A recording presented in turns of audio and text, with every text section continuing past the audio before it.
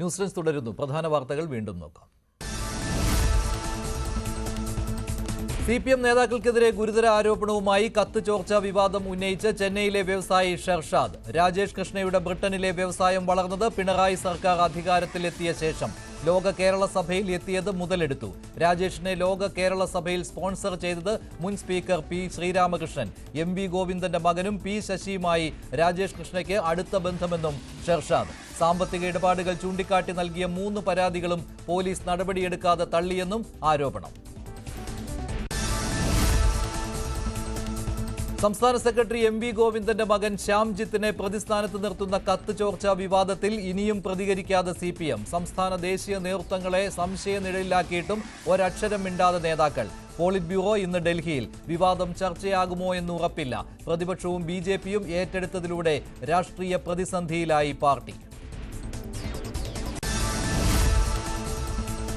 കത്ത് ചോർച്ച വിവാദം തെരഞ്ഞെടുപ്പ് മുന്നിൽ കണ്ടുള്ള വിവാദം മാത്രമെന്ന് മന്ത്രി V. ശിവൻകുട്ടി. പാർട്ടി സെക്രട്ടറി കാര്യങ്ങൾ വ്യക്തമാക്കുമെന്ന് മന്ത്രി. അവതാരങ്ങൾക്ക് പാർട്ടിക്കുള്ളിൽ സ്വാധീനമില്ലെന്നും വിശദീകരണം. അവതാരങ്ങളല്ല പാർട്ടിയിലെ കാര്യങ്ങൾ തീരുമാനിക്കുന്നതെന്നും V. ശിവൻകുട്ടി. ഉപരാഷ്ട്രപതി സ്ഥാനത്തേക്ക് CP രാധാകൃഷ്ണന് പിന്തുണ തേടി BJP. കോൺഗ്രസ് അധ്യക്ഷൻ മല്ലികാർജ്ജുൻ ഖർഗെയും തമിഴ്നാട് മുഖ്യമന്ത്രി സ്റ്റാലിനെയും ഫോണിൽ വിളിച്ച് രാജ്നാഥ് സിംഗ്. DMK പിന്തുണച്ചേക്കില്ല. CP രാധാകൃഷ്ണനെ സ്ഥാനാർത്ഥിയായി പ്രഖ്യാപിച്ചതിലൂടെ BJP ലക്ഷ്യമിടുന്നത് തമിഴ്നാട് തെരഞ്ഞെടുപ്പിൽ നേട്ടമുണ്ടാക്കാൻ. സ്ഥാനാർത്ഥിത്വം ചർച്ച ചെയ്യാൻ ഇന്ത്യ സഖ്യ യോഗം ഇന്ന്. വോട്ട് കൊള്ള ആരോപണത്തിന് പിന്നാലെ മുഖ്യ തെരഞ്ഞെടുപ്പ് കമ്മീഷണറെ ഇംപീച്ച് ചെയ്യാൻ പ്രതിപക്ഷ നീക്കം. നോട്ടീസ് നൽകുന്ന കാര്യം ചർച്ച ചെയ്ത് ഇന്ത്യ സഖ്യ യോഗം. രാഹുൽ ഗാന്ധി നയിക്കുന്ന വോട്ട് അധികാര യാത്ര 2ാം ദിനവും തുടരുന്നു. ബീഹാർ വോട്ടർ പട്ടികയിൽ നിന്ന് ഒഴിവാക്കിയ 65 ലക്ഷം പേരുടെ വിവരങ്ങൾ കമ്മീഷൻ പുറത്തുവിട്ടു.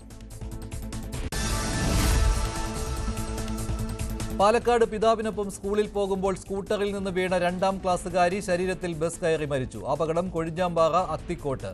മരിച്ചത് Kozhinjampara saint Paul's English medium സ്കൂളിലെ നഫീസത്ത് മിസ്രിയ. മതം മാറാൻ നിർബന്ധിച്ചതിനെ തുടർന്ന് കോതമംഗലത്ത് സോന എൽദോസ് ആത്മഹത്യ ചെയ്ത സംഭവത്തിൽ യുവാവിന്റെ മാതാപിതാക്കൾ അറസ്റ്റിലായി. റമീസിന്റെ മാതാപിതാക്കളെ കസ്റ്റഡിയിലെടുത്തത് സേലത്ത് നിന്ന്. കേസിൽ പിതാവ് റഹീം 2ാം പ്രതിയും മാതാവ് ഷെരീഫ 3ാം പ്രതിയും. കാസർഗോഡ് കുണ്ടംകുഴി സ്കൂളിൽ വിദ്യാർത്ഥിയുടെ കർണപുടം അടിച്ച് തകർത്ത കേസിൽ ബാലാവകാശ കമ്മീഷൻ സ്വമേധയാ കേസെടുത്തു. അടിയന്തരമായി റിപ്പോർട്ട് നൽകാൻ DYSPക്ക് കമ്മീഷന്റെ നിർദ്ദേശം. സ്കൂൾ അസംബ്ലിക്കിടെയായിരുന്നു കുട്ടിക്ക് മർദ്ദനമേറ്റത്. ന്യൂസ് 18 ആണ് അധ്യാപകൻ വിദ്യാർത്ഥിയെ മർദ്ദിച്ച സംഭവം റിപ്പോർട്ട് ചെയ്തത്. കനത്ത മഴയെ തുടർന്ന് എറണാകുളം തേവയ്ക്കലിൽ മണ്ണിടിച്ചിൽ. എടത്തല സഹകരണ അങ്ങാടിക്ക് സമീപം 25 അടി ഉയരത്തിൽ നിന്ന് മണ്ണിടിഞ്ഞു വീണു. അപകട ഭീഷണിയിൽ പ്രദേശത്തെ വീടുകൾ. കോഴിക്കോട് എരഞ്ഞിപ്പറമ്പിൽ ജലസംഭരണി ഭാഗികമായി തകർന്നു. ഒരു വശത്തെ കോൺക്രീറ്റ് ഭിത്തി അടർന്നതോടെ ജലസംഭരണിയിലെ വെള്ളം 2 വീടുകളിലേക്ക് കുതിച്ചെത്തി. തകർന്നത് 30 വർഷം പഴക്കമുള്ള ടാങ്ക്.